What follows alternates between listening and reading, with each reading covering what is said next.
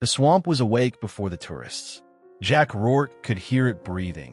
The slow hiss of the breeze in the sawgrass, the distant groan of alligators staking their territory, the thin chatter of birds unseen in the canopy above.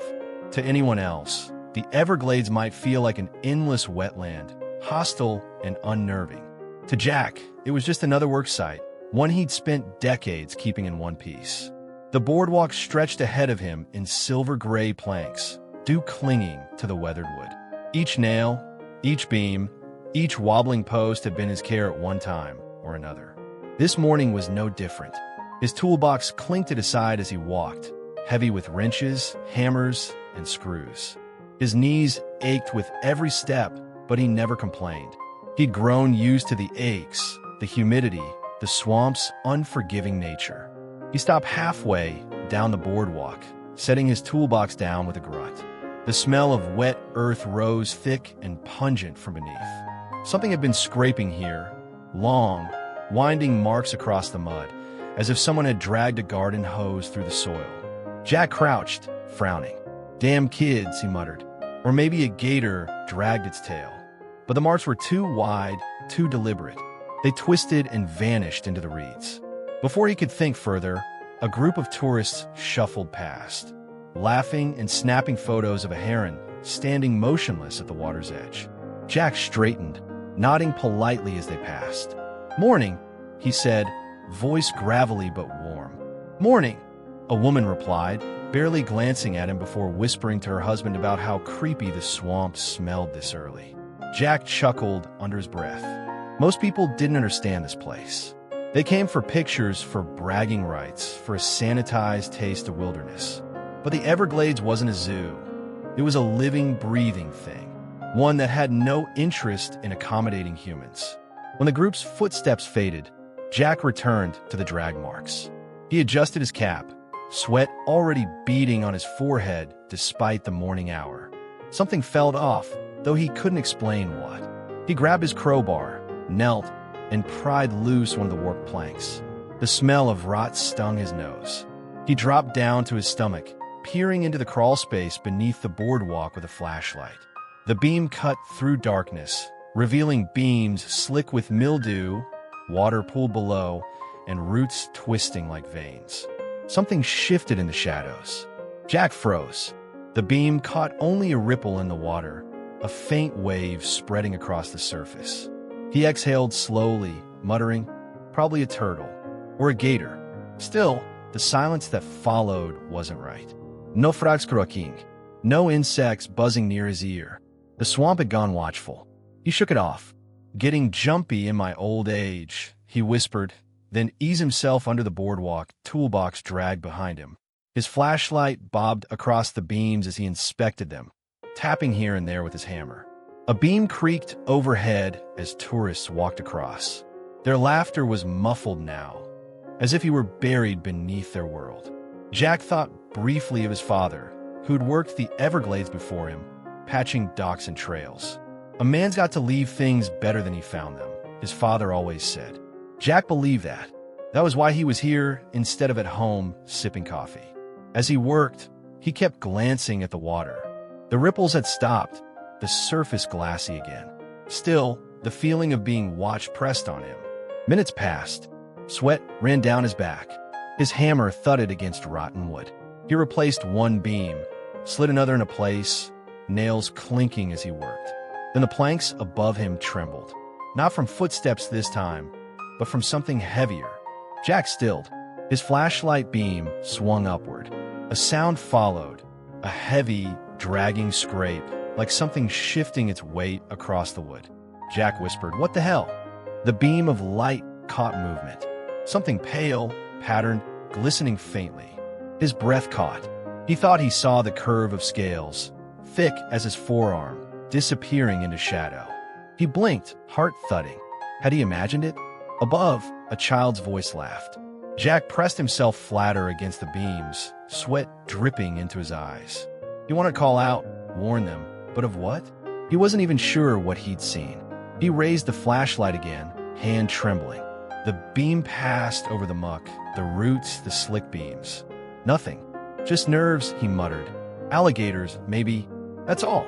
He crawled deeper under the walkway, tools rattling. The smell of rot thickened. Something brushed his boot, and he jerked his leg back.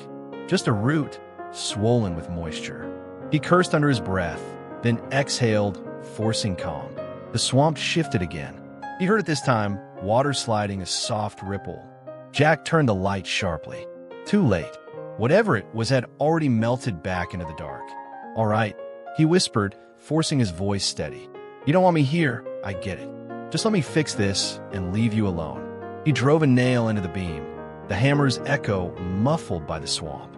But his eyes kept darting left, right over his shoulder. His instinct screamed something was wrong. The planks above trembled again, harder this time. A deep, resonant thud shook the beams. Jack's tools rattled. He killed his light, holding his breath. Listening. Silence. Then a slow shift of weight, wood creaking. Something massive tested the limits of the crawl space. Jack whispered, "Christ Almighty." He crawled backward, bumping his head against a beam. His hammer slipped from his hand, clattering into the mud. He cursed softly, fumbling for it. His flashlight beam caught a shape now, no longer imagined. Thick, coiled, alive. The scales gleamed in pale light, patterned like flowing water. Jack's stomach dropped. He knew immediately what it was. A Burmese python. The kind he'd read about in the ranger warnings. Invasive, powerful, swallowing deer whole. This one was longer than his truck. It didn't strike. Not yet. It only shifted, muscles rolling beneath its skin, testing the air. Watching him with black, lidless eyes, Jack's mouth went dry. His heartbeat thundered in his ears. Above, footsteps crossed the planks again, unaware of the predator just beneath them. A woman laughed, her voice drifting. "It's so peaceful out here, isn't it?" Jack wanted to scream, wanted to warn them, warn himself, but no words came. He held the beam of light on the serpent, frozen between instinct and disbelief. The python's tongue flickered, tasting the air, tasting him. Jack whispered, almost a prayer, "Don't do this." The snake shifted again, coils brushing against beams. The whole structure groaned under the weight. Jack crawled backward, dragging his toolbox, his boots slipping in mud. He couldn't take his eyes off the creature. The boardwalk above rattled once more. The python drew back, as if calculating the space. Then it slammed its body against the beam, wood shuddering so hard Jack's teeth clacked. Jack froze, his breath ragged. For the first time in years, the Everglades felt like it wanted him gone. And Jack Rourke, who'd never once run from the swamp, realized he might not leave it today. Jack stayed crouched under the boardwalk, every muscle locked tight. The python hadn't moved for nearly a minute, but its presence pressed against him like a heavy hand. Its body filled the crawl space, coils overlapping in a slow, deliberate shift. The scales shimmered faintly in the flashlight's trembling beam, patterned in browns and creams that blended perfectly with the mud and roots. He swallowed, whispering under his breath, "Stay calm, old man. Just stay calm." Above, footsteps faded, tourists moving further down the boardwalk. Their voices drifted, then vanished in a swamp distance. Jack was alone now, entirely alone. He started to edge backward toward the open side of the walkway. His toolbox bumped against a support beam with a sharp clang. The python reacted instantly. With shocking speed, it lunged, its head striking his shoulder like a sledgehammer. The impact knocked him sideways into the muck. Pain jolted through his arm as sharp teeth scraped against his shirt, barely tearing skin but anchoring the strike. "Jesus Christ!" Jack bellowed, the sound echoing under the planks. He swung his arm wildly, trying to shake it free. The python didn't let go. It coiled. The pressure came all at once, like steel cables winding around his chest and stomach. His ribs groaned. His toolbox spilled open, wrenches and screwdrivers splashing into the mud. Jack thrashed, adrenaline flooding his body. He tried prying the snake's jaws off with his hand, but its grip was iron.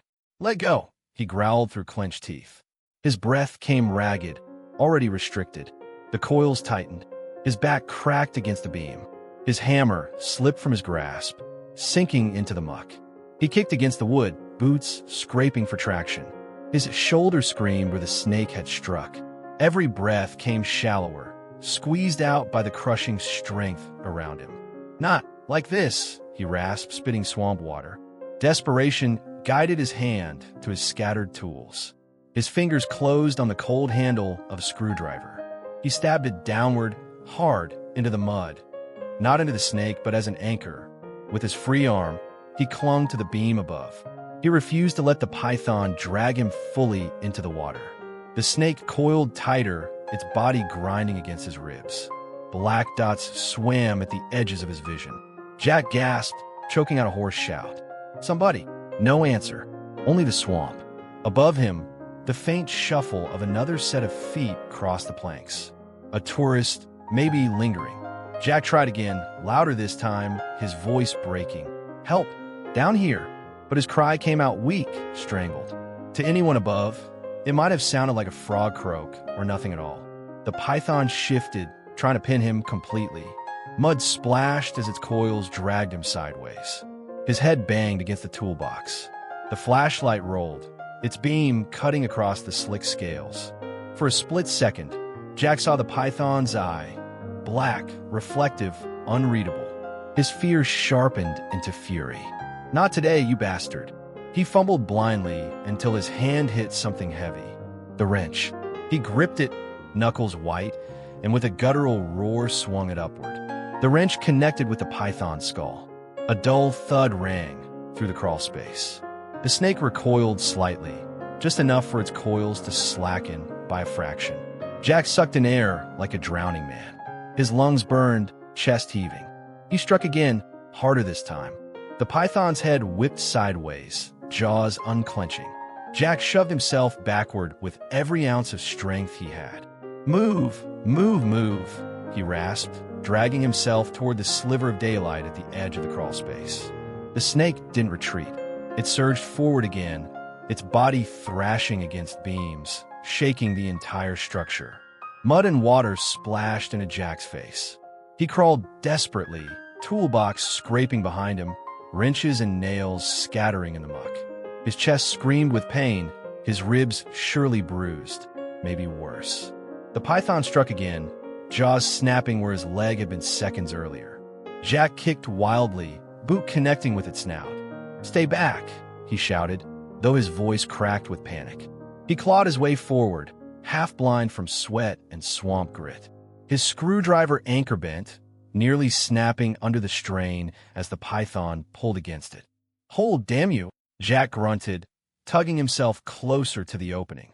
For a heartbeat, the snake paused. Its coils slid across beams with a low, sinister scrape. It was patient now, watching, waiting. Jack slumped against a beam, chest heaving, the wrench still in his hand. His vision pulsed with dark spots. Every inch of him shook with exhaustion. "Think, Jack," he muttered, voice hoarse. "Think your way out." Above, a tourist's laugh rang faintly again. Oblivious. So close, yet impossibly far. Jack spat mud, forcing himself to breathe. He looked at the mess of his spilled tools. Options. That's what he needed. Options. The python shifted, its head swaying back and forth, tongue flickering. It was studying him, calculating. "You want me?" Jack growled, raising the wrench. "Come get me." The snake surged. Jack swung with all his might. The wrench slammed against its skull again, echoing in the hollow space. The python recoiled, its body lashing wildly. Beams creaked under the force. Jack seized the moment. He shoved himself backward, scraping his shoulders against the wood until daylight burned in his eyes. He burst from under the boardwalk, rolling onto his back in the mud beside the structure. His chest convulsed as he gulped air, wrench still clutched in one trembling hand. For a moment, the swamp was silent. The python didn't follow immediately. Jack lay there, coughing, every breath agony. He forced himself to sit up, scanning the crawl space with wild eyes. He could see its coils still shifting inside, circling, waiting. His body ached everywhere. His ribs screamed each time he inhaled. But he was alive. He clutched the wrench tighter, whispering, "Round one, you son of a bitch. But this ain't over." A splash echoed from beneath the planks. The python was repositioning, testing him again. Jack staggered to his feet, toolbox in hand, mud dripping from his clothes. He staggered a few steps down the path, head spinning. A young couple walked toward him, smiling as if they hadn't a care in the world. The man raised his phone to snap another picture. "Morning," the woman said cheerfully. "You okay? You look, wet." Jack forced a smile, his voice raw. "Maintenance work. Just fixing a beam. Boardwalk's fine." The couple passed without another thought. Jack's fake smile faded. He turned back toward the crawl space, heart hammering again. He knew he couldn't leave it like this. That monster was still under there, waiting for him.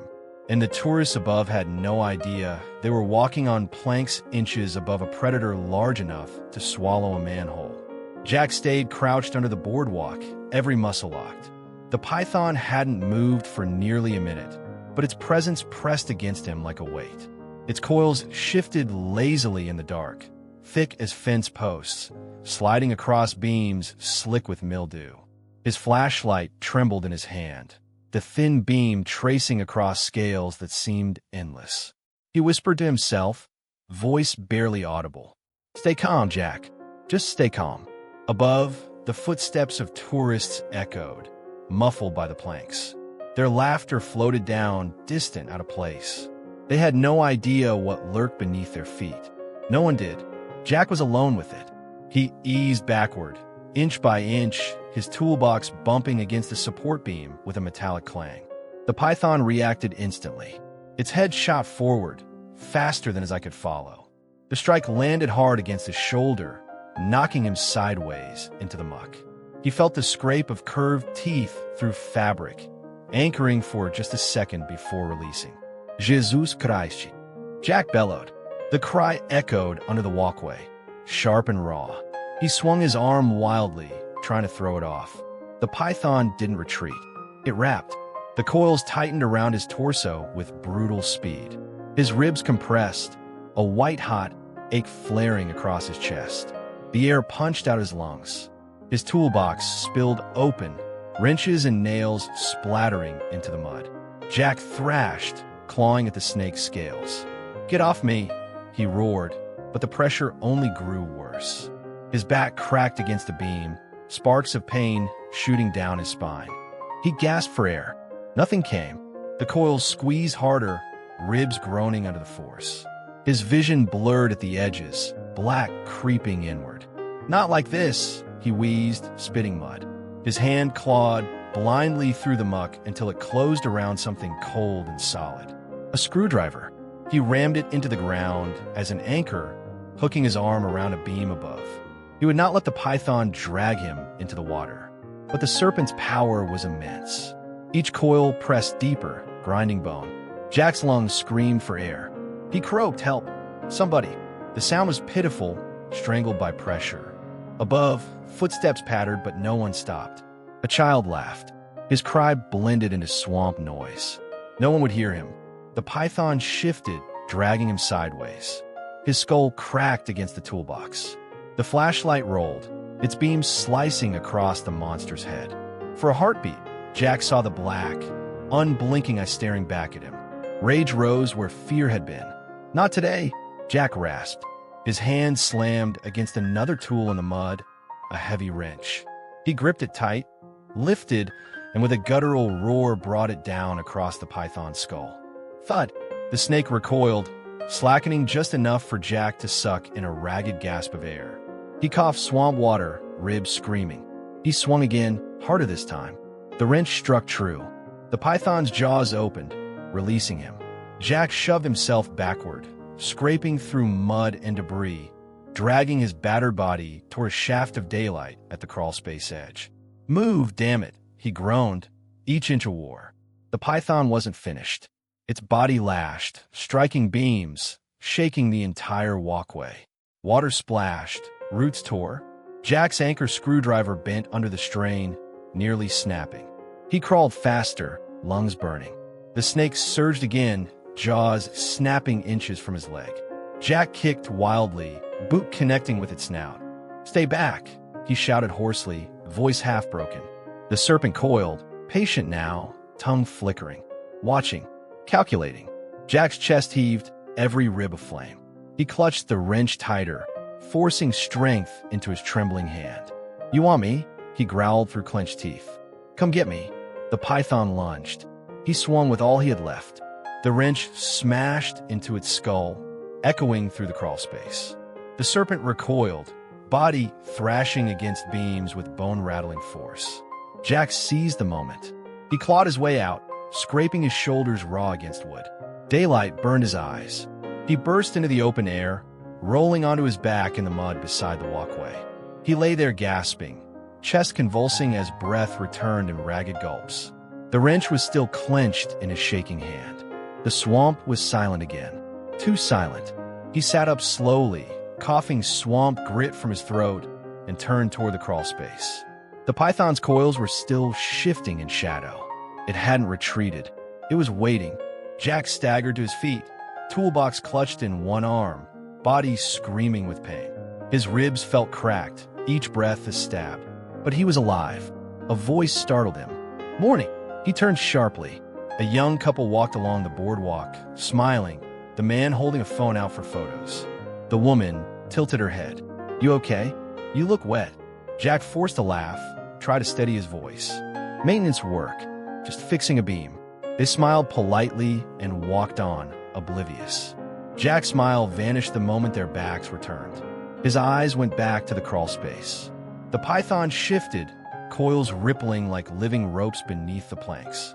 He whispered, low and bitter, "Round one's over. But this ain't done." The swamp gave no reply, only the faint splash of water as the serpent repositioned, ready to strike again. The swamp had a voice. Jack had learned it over decades. The hum of cicadas, the gossip of birds, the groan of gators announcing themselves like drunks at a bar. But now, as he crouched beneath the boardwalk with his chest screaming, in pain and his breath ragged, the swamp fell quiet. Unnaturally quiet. It was the kind of silence that made his ears ring. Jack clutched the wrench tighter, mud slicking the handle. His flashlight, dented from the fight, lay half submerged in swamp water. The beam flickered, throwing nervous shadows over the beams above. His ribs ached, each breath shallow. He swallowed hard. "Okay, Jack, you're still here. Still alive. Don't lose your head now." He patted his chest, his hip, searching. His heart sank. No. He crouched lower, scanning the muck. His work radio, the only real line to the Rangers, was gone. He pictured it falling when the python struck, tumbling into the water and vanishing into the reeds.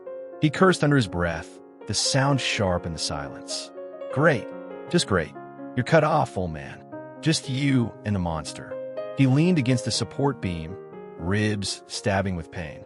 Blood from shallow cuts along his arm trickled down, mixing with mud.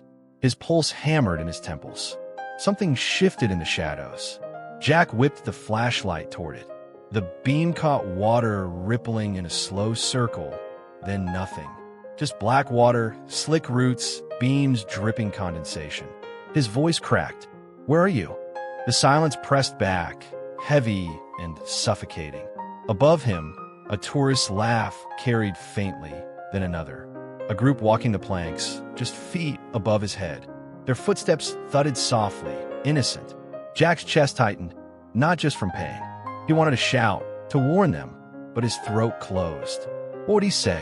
That a 20-foot python was lurking just beneath their feet, waiting to drag something. Someone down? They'd laugh it off, or panic and stampede. Either way, no help would come. So he stayed silent. The footsteps faded. The swamp swallowed them whole. Jack spat mud, muttering to himself. "All right, you can't go up. You can't call out. You're stuck here with it." He raised the wrench, gripping it like a sword. So think, how do you beat something that doesn't feel fear? The silence broke with a splash. He jerked his light left. A tail, or was it a coil, slid through the water, vanishing again in the blink of an eye. His throat went dry. "Son of a bitch," he whispered. The silence returned. Minutes stretched. His muscles cramped from crouching, from holding the wrench too tight. His sweat stung the cuts along his shoulder. Then, faint but certain, came another sound. Not the snake. Something else. A splash. Heavier. Slower. Jack's blood chilled. He knew that rhythm, that weight. Alligator, he muttered, voice trembling. The water stirred again. A deep, guttural grunt rolled out, vibrating the beams. The gator was close. Too close. Perfect. Just perfect, Jack whispered, forcing a bitter laugh. As if one apex predator wasn't enough, now we've got two. The flashlight beam swung back and forth. The water shifted, a dark shape sliding beneath. A gator's snout surfaced for an instant, eyes reflecting ghostly white in the light, before slipping back under. Jack pressed against the beam, whispering to himself like a mantra. They don't want you. They want each other. You're too much trouble. They don't want you. He didn't believe it. Not really. The silence grew unbearable. Every drip of water magnified, every creak of wood like thunder. Jack clenched his jaw, teeth grinding. Say something, damn it. Do something. I can't take you stalking me. His own voice startled him, echoing under the boards. For a moment, nothing. Then, creak. A board above him bowed just slightly. Jack's eyes shot upward. The sound hadn't come from a tourist. The weight was different, slower, dragging. The python. It was moving across the planks above him, testing the beams, seeking him out. The wood bent again. Dust sifted down, catching in the flashlight's beam. Jack's heart pounded so hard it hurt. He pressed himself flatter against the mud, clutching the wrench like it was his last lifeline. The silence broke again with another splash. The gator surfaced, grunting low. Now he was trapped. A python above, a gator below, the silence closing in like a vice. He whispered, voice cracking. Any more volunteers out there? Maybe a panther? Let's make this a party. His laugh came out ragged, bordering on hysteria. The board above him groaned louder, with fibers straining. The python was coming down again. He could hear the scales rasping faintly against the beams. Jack's breath quickened, panic bubbling up. Think, think, think. He shoved his flashlight into his teeth, freeing both hands. His fingers scrambled through the mud, finding tools, pliers, a rusted wrench, a handful of nails. Useless, all of them, but better than nothing. The silence deepened. He could hear his own pulse in his ears, feel the swamp holding its breath. A drop of water hit his cheek, then another.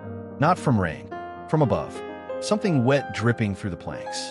He tilted his head back, squinting through the light's shaky beam. A pale coil slid into view, slow and deliberate, wrapping around a beam just feet from his face.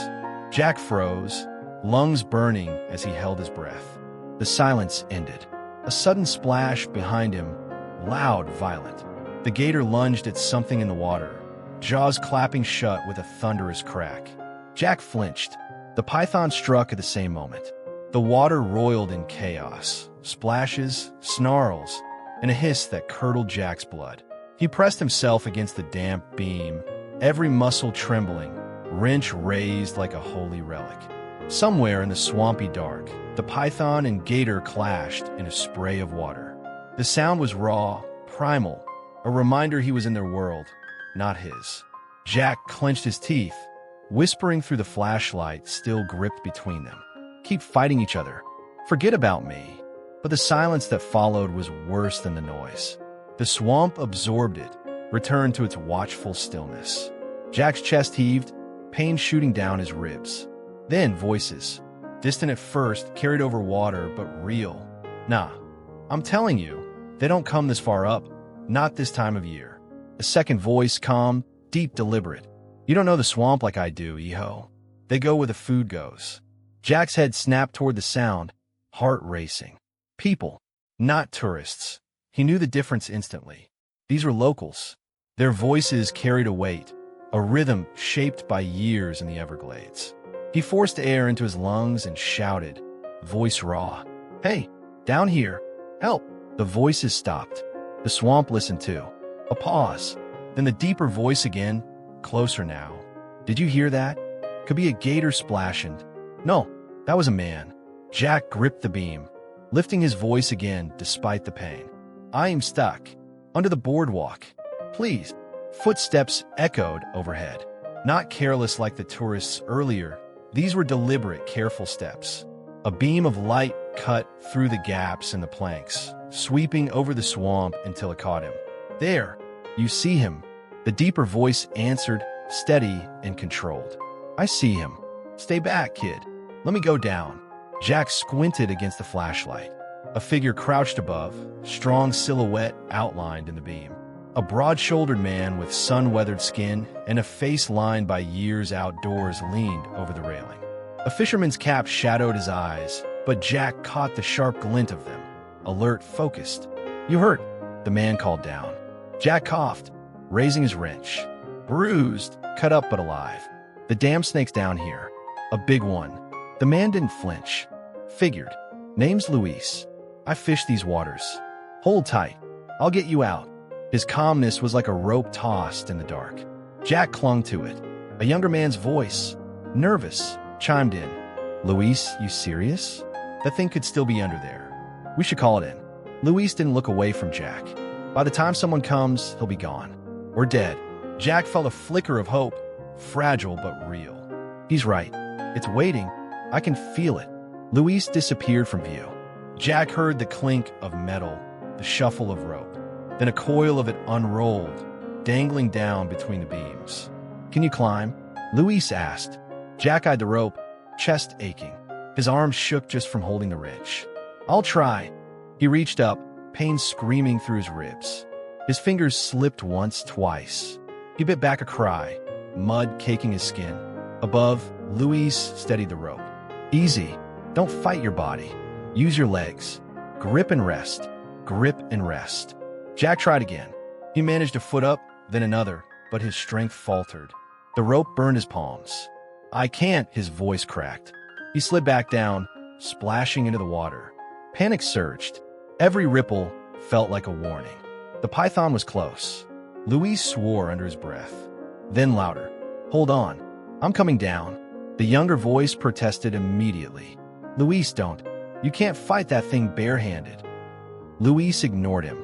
A second flashlight beam bobbed as he descended, lowering himself with practiced ease between the beams. He moved with a quiet strength, as if the swamp itself made space for him. Up close, Jack saw him clearly now. Late 40s, solid build, calloused hands. A man who belonged out here, who read the swamp like a book.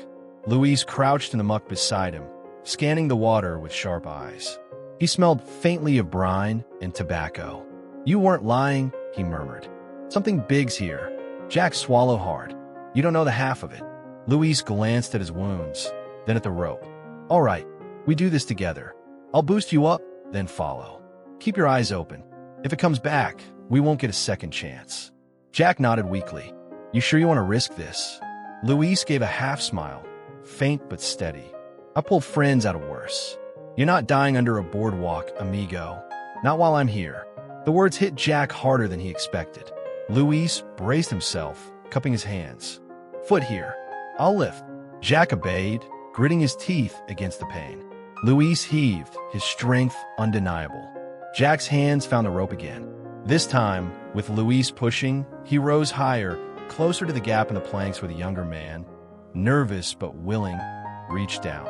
"Got you," the kid said, grabbing Jack's arm. Together, they hauled him upward.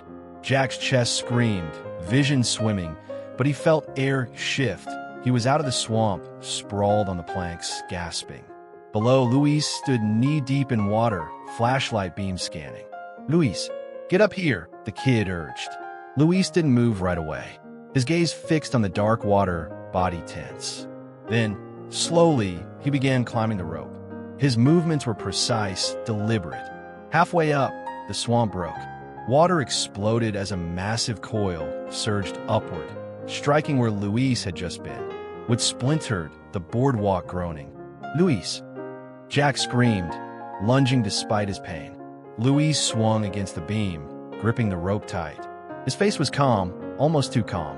He kicked free, climbing faster as the python's bulk slammed against the supports. The younger man pulled at the rope desperately, hauling him up inch by inch. Jack crawled forward, reaching. "Come on, come on." With a final heave, Luis was dragged onto the planks, soaked but alive. The python struck again, its head slamming against the wood where he'd been seconds earlier. Silence fell once more. All three men lay panting, the swamp below thrashing before going eerily still again. Luis sat up first, water streaming from his clothes. He gave Jack a quick nod. "You weren't exaggerating. That's the biggest damn python I've ever seen." Jack managed a shaky laugh. "Told you." The younger man stared wide-eyed at the gaps in the planks. We should leave. Call someone. This isn't normal." Luis looked at Jack, then at the swamp.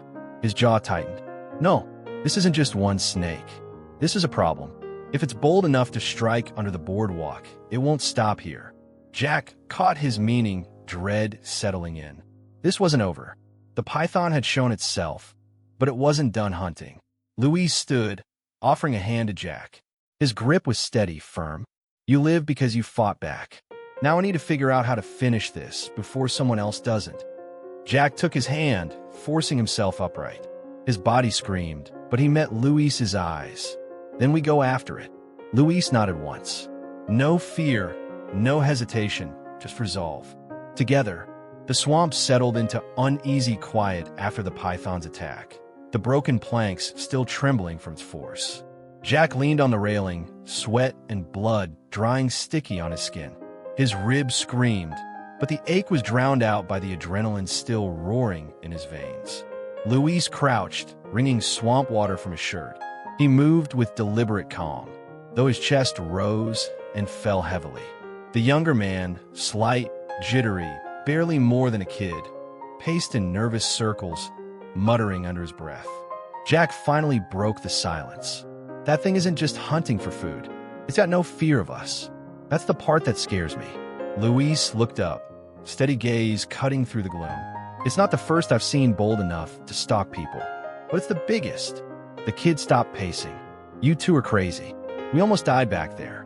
And you're standing here talking about how big it is?" His voice cracked. "We need to go. Call Fish and Wildlife. The Rangers, hell, the Army if we have to. Let them deal with it." Jack pressed a hand to his bruised ribs and forced a bitter laugh. "By the time anyone official shows up, that thing will vanish into the swamp. They always do. And next time it'll drag some tourist kid under before anyone can react." The kid shivered. "You don't know that." Luis's voice was calm but firm. "He does. I've hunted here my whole life. A snake that size doesn't just hide. It claims territory. That boardwalk, it's not a hunting ground, it's a nest." Jack's head snapped toward him. "You think it's breeding?" Luis nodded slowly, expression grim. "Maybe. Or maybe it just knows people come here, soft-footed and blind. Easy prey." The thought made Jack's stomach churn.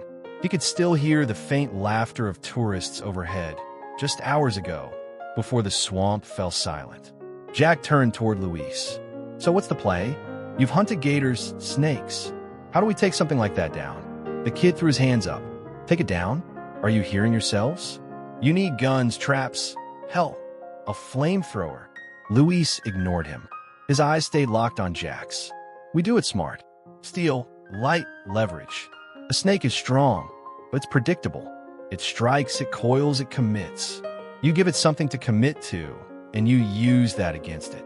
Jack gripped the railing. "You're saying bait it." "Exactly." The kid barked a nervous laugh. "And what? Volunteer yourself as the bait. Forget it. I'm not sticking around for this suicide mission." Luis rose to his full height, casting a long shadow in the lantern glow. "No one's asking you to, but you should think before you walk away. That thing's moving through this swamp now, and when it strikes again, it won't ask permission." The kid's bravado crumbled. He looked away, hugging himself. I didn't sign up for this. I thought we were checking crab traps." Luis's expression softened for the first time. "Go, Iho. No shame in leaving. Some men are meant to fight these battles, some aren't." The kid lingered, torn, but finally, he shook his head and started down the boardwalk. "You're both insane," he muttered. His footsteps faded until the swamp swallowed him. Silence settled again. Only Jack and Luis remained, two men bound by the same grim reality. Jack exhaled slowly. He's not wrong. This is insane. Luis's gaze flicked toward him. "But you're still here." Jack gave a weak smile. "Guess that makes me insane too." Luis's mouth twitched into a faint grin. Good. We'll need a little madness for what comes next. They spent the next half hour gathering what little they had. Luis's boat wasn't far, stashed in a narrow channel. He fetched it quickly, returning with a few supplies: a harpoon gun, a machete, a bucket of bait fish, coils of rope, and a dented lantern. Jack eyed the harpoon. That'll stop it. Luis shook his head. Won't kill it outright, but it'll slow it, pin it long enough for us to finish the job. He hefted the machete. This finishes it. Jack swallowed hard, remembering the crushing strength of the coils around his chest. He forced himself to nod. Luis looked him over, assessing his injuries. You sure you're up for this? You're cut, bruised, maybe cracked a rib or two. Jack gripped the railing tighter. If I walk away, that thing wins, and someone else pays the price. I'm not letting that happen. Luis studied him, then nodded once. All right then. They set out in the boat, lantern light bobbing over black water. The swamp was unnervingly still, as if holding its breath. Jack scanned the reeds, every ripple a threat. Luis rowed with quiet strength, movements fluid, practiced. He spoke softly, as if to the swamp itself. Patience. That's the key. You rush, you die. You wait, you strike first. Jack let out a shaky laugh. I was a maintenance worker this morning. Now I'm python hunting. Funny how life turns. Luis glanced at him. Life doesn't turn. The swamp turns you. Always has. They reached a stretch of open water bordered by cypress knees, the air heavy with mist. Luis anchored the boat quietly, lowering the bait fish into the water on a rope. Jack whispered, You think it'll come this fast? Luis kept his eyes on the ripples. It's close. I can feel it. You can too, can't you? Jack hesitated, then nodded. The silence, the pressure in the air, the prickle on his skin, it all screamed that the python was near. Minutes stretched. The lantern hissed softly. A night heron called once, then went silent. Jack's grip on the harpoon tightened. His breath came shallow, ribs stabbing with each inhale. Luis crouched, machete in hand, eyes fixed on the water. Then, the bait rope jerked. Jack froze. Luis. Steady. Luis's voice was calm, but his muscles tensed. The water rippled, slow at first, then violent. Something massive shifted beneath the surface, circling the boat. Jack raised the harpoon, heart hammering. The lantern light caught scales, wet, pale, glistening. A coil thicker than Jack's thigh slid past the boat, silent but undeniable. Luis whispered, Now you see its size. Jack swallowed hard, sweat slicking his palms. It's bigger than I thought. The python surfaced briefly, head breaking water, a blunt, monstrous shape, eyes gleaming with cold hunger. It stared at them, unblinking. Luis's voice was low, steady. It knows we're here. It's deciding. Jack aimed, breath shallow. Doi shoot. Luis didn't answer immediately. His gaze never left the snake. Then, softly, Wait. The python circled closer, water lapping against the boat. Jack's arms shook with the effort of holding the harpoon steady. Finally, Luis's voice cut through the silence. Now! Jack fired. The harpoon shot through the air, rope trailing. A sickening thunk echoed as the steel tip drove into the python's side. The beast thrashed violently, water exploding around them. Hold tight, Luis roared, grabbing the rope. The boat rocked dangerously. Jack clung to the side, ribs screaming as the snake's coils erupted from the water, wrapping around the hull. Luis slashed with the machete, hacking at the thick body. The lantern toppled, swinging wildly, shadows spinning. The swamp itself seemed to come alive with the struggle. And Jack realized with gut-wrenching certainty, this was only the beginning.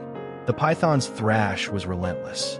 Its massive coils wrapped around the boat like steel cables, each movement rocking them dang. Irrisely, water sprayed across Jack's face, stinging cuts on his cheek and arms. Every breath he took burned in his lungs, and the ribs he already suspected were cracked screamed with each jolt.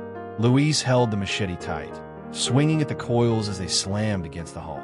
The harpoon rope rattled in Jack's hands, knotted against the python's body as it writhed. "Hold on," Luis shouted, his voice slicing through the chaos.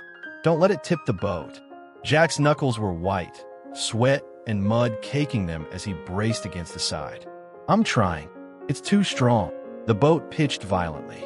Jack slammed against the side, water pouring into the open gaps of the hull.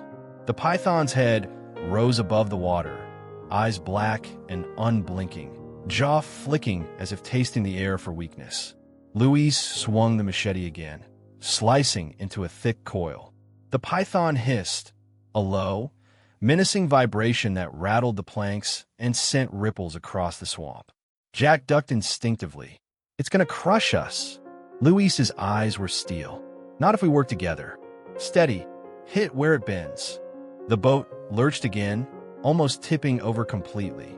Jack braced his feet against the bottom, trying to pull the harpoon rope tight. The rope dug into his palms, cutting into skin as the python pulled against it like a freight train. "I can't," Jack shouted, gritting his teeth. "You can. Pull." Luis Bidovith. "I've got its head." The machete swung again, striking the snake's thick neck. It recoiled, but not without retaliation. Coils shot up, wrapping around the side of the boat. Jack's wrench slipped from his grip, clattering into the water. "And no!" He roared, flailing for it, but it was gone. Luis hacked again. "Forget the wrench. Keep the harpoon tight."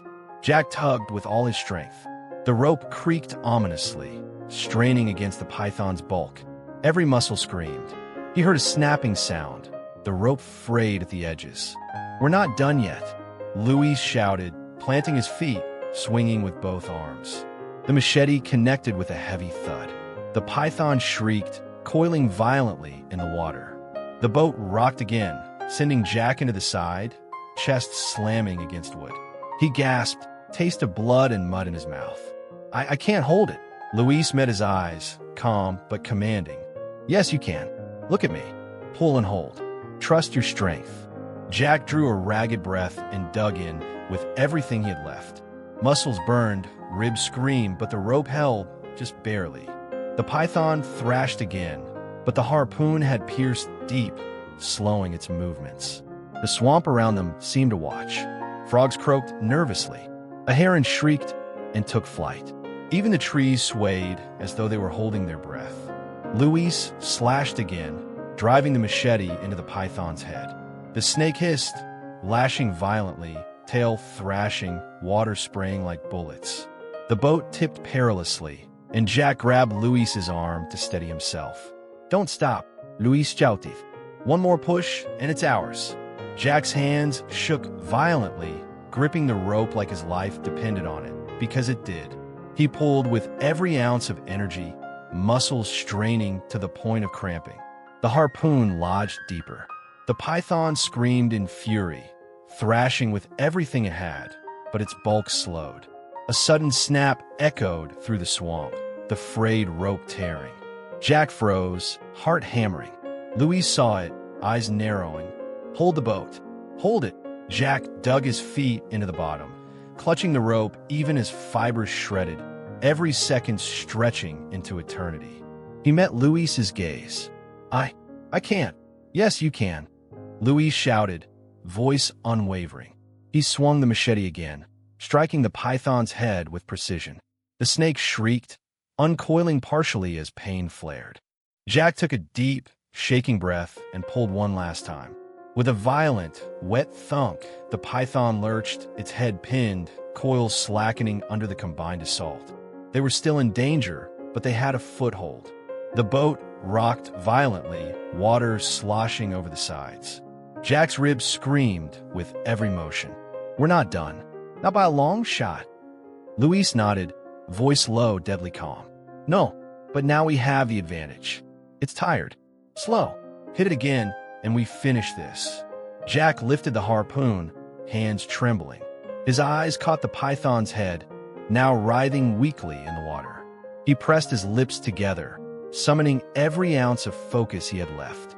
Luis slashed with the machete again, striking hard at the python's side. The snake hissed, twisting violently, but it was slower now. Its massive bulk churned the water, spraying them with swamp water and blood. Jack aimed the harpoon carefully, rope taut. He jabbed, driving the steel deep into the python's head. The creature's massive form writhed, but finally it began to collapse, exhausted, pinned by both harpoon and machete. Luis slashed once more, precise, controlled, and the python's struggle finally slowed. Its coils flopped, limp and defeated. Jack sank against the side of the boat, gasping, water dripping from his hair and clothes. We did it, he rasped. Luis didn't smile. His eyes stayed on the python. Not celebrate yet. Keep it pinned until we can secure it. That thing's still dangerous. Jack nodded weakly. Yeah, of course. The boat floated in uneasy silence for a moment, the swamp around them returning to its natural hum. Jack wiped mud and sweat from his eyes, breathing heavily. I never thought I'd be fighting a python at 3 in the morning. Luis allowed himself a small chuckle, shaking his head. Most men don't. That's why most men don't survive this swamp. Jack glanced at him, grim. And you do this all the time? Luis shrugged. I've pulled friend from worse. But this was big. Bigger than anything I've seen in these waters. You fought well. Jack tried to smile but coughed, taste of blood in his mouth. Lucky too, I guess. Luis studied him for a moment, then nodded. Luck helps, but skill and courage matter more. You had both tonight. Jack let himself slump back, exhaustion crashing over him. The python lay defeated in the water, its body pinned, but still massive, threatening. The swamp's natural night, sounds began creeping back. Frogs, insects, the occasional splash of a gator in the distance. Think it's done? Jack asked, voice barely above a whisper. Luis shook his head. It's alive. Dangerous. But for now, we have control. That's enough. Jack let out a long, shaky breath. Control, yeah. I'll take that. Luis glanced toward the boardwalk, silhouette outlined by lantern light. We'll secure it before morning. And then we'll make sure it doesn't come back. Jack looked down at the python, its body sprawling across the water. I don't think I'll ever walk under a boardwalk the same way again. Luis gave a faint grin, shaking his head. Few ever do. The swamp teaches respect and fear. Jack met his eyes, nodding. Lesson learned. The two men sat in silence for a moment, catching their breath, listening to the swamp reclaim its night sounds. They had survived. For now. But deep in the water, the python's black eyes remained open, watching. And the Everglades, patient and infinite, waited for the next mistake. The first hint of dawn streaked the sky above the Everglades, pale orange bleeding into the lingering mist. Jack sat on the edge of the boardwalk, legs dangling over the water, arms shaking from exhaustion. The swamp around him seemed deceptively calm now, the chaos of the night reduced to occasional splashes and distant bird calls. Luis knelt beside the pinned python, careful not to underestimate its still heavy body. The harpoon rope kept the creature partially immobilized, but its head shifted lazily, eyes unblinking and calculating. You all right? Luis asked, glancing at Jack. Jack coughed, tasting the bitter tang of swamp water and mud. His chest ached with every breath, ribs screaming, bruises mapping a constellation across his shoulders and torso. I think so. Physically, at least. Mentally, I'm not sure I'll ever get this image out of my head. Luis nodded. That's normal. Anyone who survives something like this carries the memory. Jack swallowed hard. It's not just the snake, it's the swamp itself. Every sound, every shadow feels alive now. I keep expecting it to move again. Luis gave a faint, knowing smile. It is alive. That's why it demands respect. You survived because you respected it, but you also acted. Fear without action doesn't save you. Jack winced as he shifted, water squishing beneath him. I acted like a lunatic, thrashing, yelling, probably making things worse at every step. Luis shook his head. You didn't panic. You didn't freeze. That's why you're alive. Most people in your position, they wouldn't have lasted 5 minutes. A moment of silence passed, broken only by the occasional splash of the python's tail against the water. Jack's gaze fell to the creature. You ever see anything this big in all your years fishing? Luis Joe Dictanat. Not like this. I've seen 20-footers, yes. But this is a monster. And it didn't get that size by being cautious. It knows what it wants, and it takes it. That's why you were lucky. Most people don't walk away from a boardwalk like that. Jack swallowed hard, tasting the bitter residue of fear in his mouth. Lucky, or maybe stupid, Luis let out a low chuckle. A little of both. But luck favors those who act, remember? You acted. The boardwalk creaked underfoot as the younger volunteer from the night before returned, accompanied by another man, one of the park rangers. Jack noticed the ranger's eyes widen at the sight of the python. Holy, the ranger muttered, voice catching. That's enormous. Luis glanced at him. We got it pinned. For now, but don't underestimate it. Keep your distance. The ranger nodded, swallowing nervously. We'll call in reinforcements. This is bigger than anything we've dealt with recently. Jack leaned against the railing, exhaling slowly. Reinforcements. Yeah, I'd say we're past the point of handling this with a machete and a harpoon. Luis stood, brushing off mud. This isn't the end. It's only the beginning. The problem isn't just this snake. There are more out there, and they're getting bolder. You saw how it moved. Boardwalks, waterways, it doesn't care about humans. It's adapting. Jack's stomach nodded. So we just what? Keep hunting them? That's a full-time job.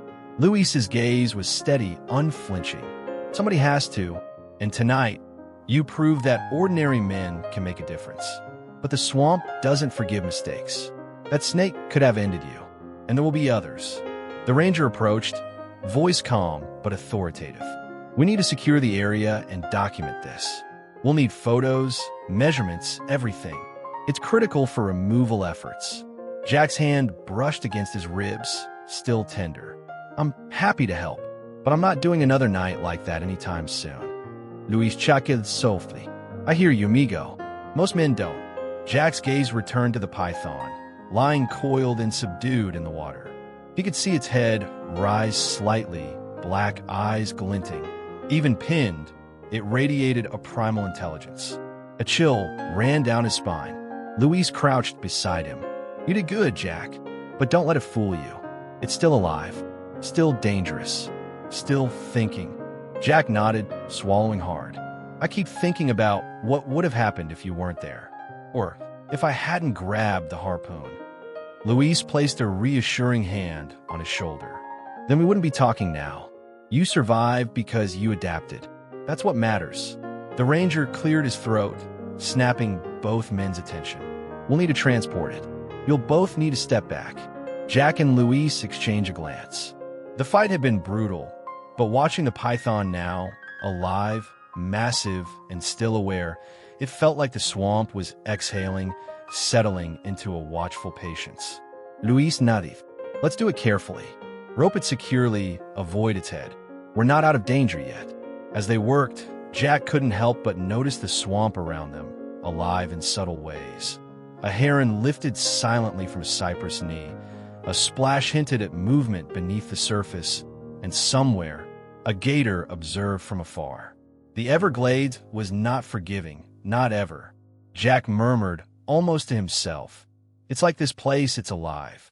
Every inch, every sound, every shadow. Luis glanced at him. That's the Everglades, and that's why we respect it, and that's why we survive it. Not by fear, by understanding. Jack took a shaky breath. Tonight, I learned understanding the hard way. Luis smiled faintly, shaking his head. Yes, and now you'll carry it with you. The ranger guided them through preparations, setting up ropes and stabilizing the boat. The python was secured, but its size and power demanded constant vigilance. Jack looked back once more at the water. It's not just this snake. There are more. I can feel it. Luis Gaza Ardanat. You're right. And that's why men like us stay vigilant. One snake won't end the swamp, but complacency could. Jack swallowed, thinking about tourists, fishermen, and boardwalks, people who walked above unaware. So we keep going. We fight them before they strike again. Luis nodded. We do. But tonight, we survive. And we prepare. That's how the swamp teaches you patience, Jack. Not by punishing you once, by testing you again and again. Jack's chest heaved.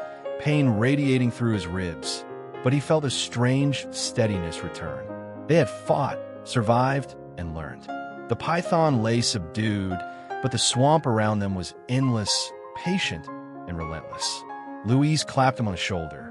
"Come on, let's get this one secured. Then we talk strategy. More snakes, more threats, but we're not helpless." Jack nodded, grit in his teeth. Not helpless, never helpless. The swamp, still and watchful, seemed to murmur in agreement, mist curling over the water like the final breath of a storm. But deep below the surface, unseen coils shifted, a reminder that the Everglades challenge was far from over. The morning sun burned weakly through the morning mist, casting silver light across the Everglades' black waters. Jack sat on the boardwalk, ribs still screaming from the previous night's fight, trying to catch his breath. Louise had moved the pinned python closer to a secure area with the ranger's help. But even subdued, the creature radiated danger. Jack flexed his fingers, watching the water ripple subtly, every shadow a potential threat. "I don't like this," he muttered, voice hoarse. "It's calm, too calm." Louise, crouched beside him, nodded slowly. "The swamp doesn't stay calm for long. It's just waiting for us to slip for one wrong move. That's when it strikes."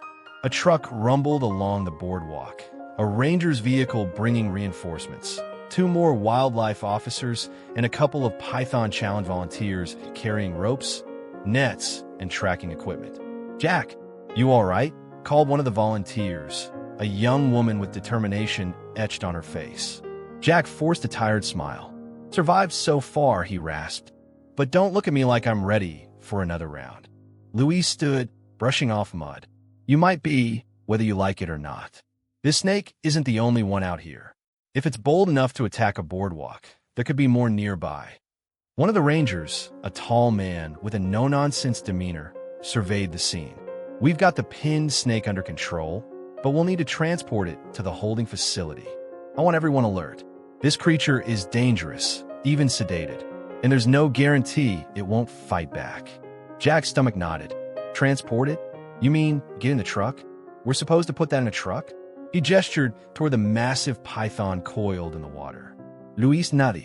"It's possible, but it's also dangerous. One wrong move, and it's over. That's why we have a team now. Strength in numbers." The volunteers split into teams, ropes and nets at the ready. Luis and Jack moved closer to the pinned python, coordinating with the rangers. Jack's muscles tensed, every inch of him still screaming from bruises. "I don't think it's done fighting," he muttered. Luis's eyes narrowed. "It never is. Even pinned, it's alive, thinking, waiting. That's the swamp's way. It never gives you a fair fight." Jack swallowed hard. "Great, so we're fair game again." Luis gave a faint smile. "It's why you respect it, and why you survive. Fear alone won't help you."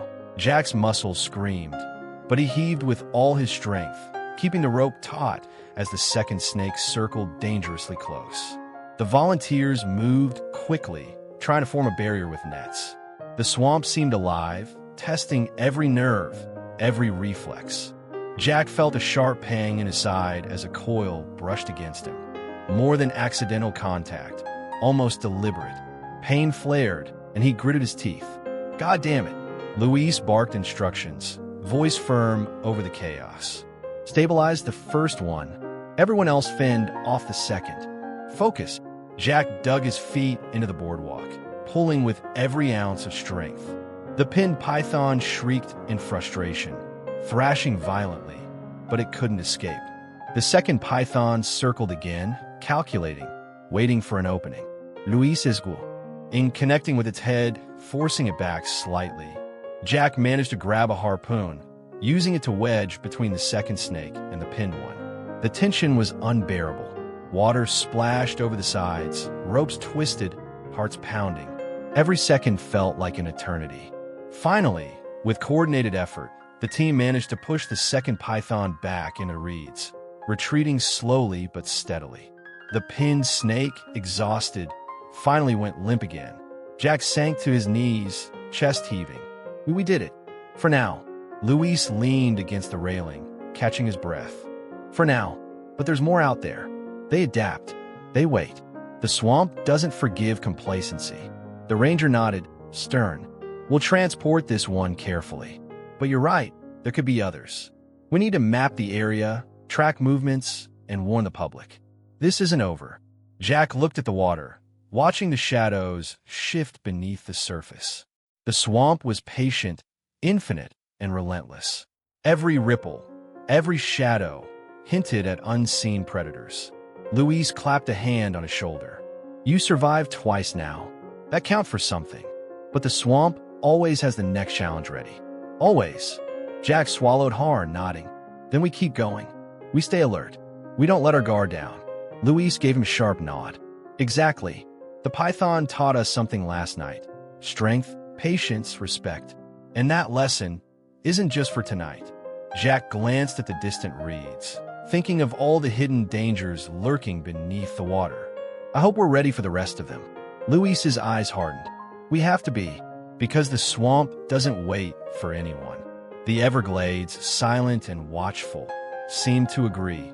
The morning mist curling over the black water, as if guarding secrets only it could understand.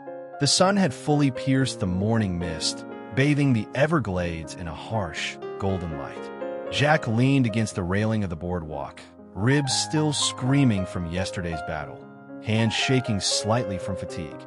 Luis was already surveying the swamp, eyes scanning the water like a hawk. Any sign of the second one?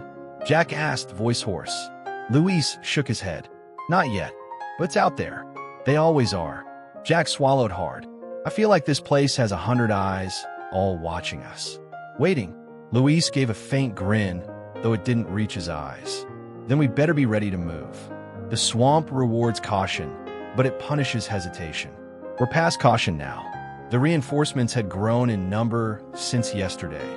Additional Python Challenge volunteers, wildlife rangers, and even a small team of scientists documenting invasive populations. Everyone moved quickly, securing ropes, nets, and specialized snake hooks. The pinned python, now sedated and partially restrained, lay coiled in the shallow water beside the boardwalk. Its bulk dwarfed the boat that had carried it the night before. Jack still shuddered at the memory of its sheer strength. Luis crouched beside him. Today we finish this. No more half measures. No more pinning it and hoping. We either remove it completely or we make it disappear. Jack's heart pounded. Disappear? You mean? Luis's voice was calm but deadly serious. Out of this ecosystem, Jack. Relocated. For good. Or euthanized if necessary. It's too dangerous to leave it. Jack swallowed. I don't like it, but you're right. I can't let anyone else fall victim. A sudden splash from the reeds drew everyone's attention. Luis's eyes sharpened. There it is. The second python had returned. Larger than they remembered, or perhaps more emboldened, it circled the pinned one, assessing, testing. Its tongue flicked rapidly in the air, sensing the chaos. Jack's stomach nodded. It's going to try to free the first one. Luis Zhao, or it's deciding whether we're a threat. Either way, we move fast. The ranger barked orders, calm and precise. Team A, secure the pinned python. Team B, keep the second one contained. No sudden moves. Everyone on your toes. Jack gripped a rope, muscles trembling. This is insane. Why can't they just stay in the reeds? Luis glanced at him sharply. Because this is their swamp, not ours. You're lucky we've been here before. They don't play fair. The second python lunged, striking at the pinned one. Water exploded around the boardwalk as the creature tried to free its companion. Jack yelped and pulled the rope tighter, bracing against the thrash. Luis swung his machete with precision, striking the second python's head. Keep it back. Do not let it free the first one. Jack's arms burned. I'm trying. It's too strong. The ranger barked. Everyone steady. Focus. Volunteers used nets and hooks to block the second python, slowing it just enough for Luis and Jack to reinforce the pinned one. Every movement was a battle against brute force and instinct. Jack glanced at Luis. We can't hold it much longer. Luis's eyes were steel. Then we finish it. Now. Jack nodded, understanding instantly. They had to act together. With coordinated effort, the team tightened ropes, stabilized the pinned python, and prepared the heavy-duty harpoons and hooks designed for transport. "On my mark," Luis said, voice low and commanding. "Jack the head. Hold it steady. Rangers, support the body. Volunteers, nets ready. Move." The team surged into action. Jack grabbed the head with a thick rope, bracing against its thrash. Luis and the Rangers lifted the bulk, guiding it toward a reinforced transport cage. The second python lunged again, but the volunteers struck with nets and hooks, keeping it at bay. "Steady, Luis Chautith." Almost there, the pinned python finally slid into the cage, its massive body folding onto itself with a final, frustrated hiss. Jack exhaled, muscles trembling but relief coursing through him. Luis stood beside him, wiping sweat and swamp water from his brow. "It's contained. For now." Jack's chest heaved. "For now? You mean the second one?" Luis nodded. "It's still out there, but we have time to track it before it becomes bold again. Today, we removed the immediate threat, but we can't let our guard down." The ranger approached, surveying the cage and surrounding water. "We'll secure it for transport, and we'll survey the area for additional pythons. Invasive species like these don't just appear alone." Jack glanced toward the reeds. The second python had disappeared into the shadows, patient and waiting. "I don't like the idea of leaving it out there. It's still dangerous." Luis's gaze followed Jack's. "True, but it won't strike today. It's watching, learning. And so are we. That's the reality of the swamp." Jack exhaled, tension still coiling in his stomach. "I've never felt so powerless and alive at the same time." Luis Mail Fantli. That's the Everglades. It humbles you. It teaches you. And if you're lucky, it lets you walk away. Jack looked down at the water, reflecting on the past 2 days. Boardwalks, boats, harpoons, machetes, sweat, blood, and yet, despite the chaos, he had survived. And Luis had been there every step, steady, unflinching, a reminder of skill and experience. "Thanks," Jack said quietly. "I couldn't have done this without you." Luis clapped him on the shoulder. "You did your part, Jack. Don't sell yourself short. You survived. You acted. You adapted. That's what matters." The transport team began moving the cage toward the Ranger vehicles, ropes and harnesses straining under the python's bulk. Jack and Luis followed, keeping alert. Jack glanced at the remaining reeds, uneasy. "Do you think we've seen the last of them?" Luis shook his head. "No, the swamp doesn't work like that. There are more, and eventually they'll test their boundaries again. That's the way it works. But we survived tonight. That counts." Jack nodded, swallowing hard. "I guess surviving counts for a lot in this place." Luis's eyes scanned the swamp one last time before looking at Jack. "Remember this. Respect, patience, courage. You carry that with you, and you can walk through the swamp alive. Forget that, and it'll take you down. Simple as that." Jack took a deep breath, the weight of the past 2 nights settling on him.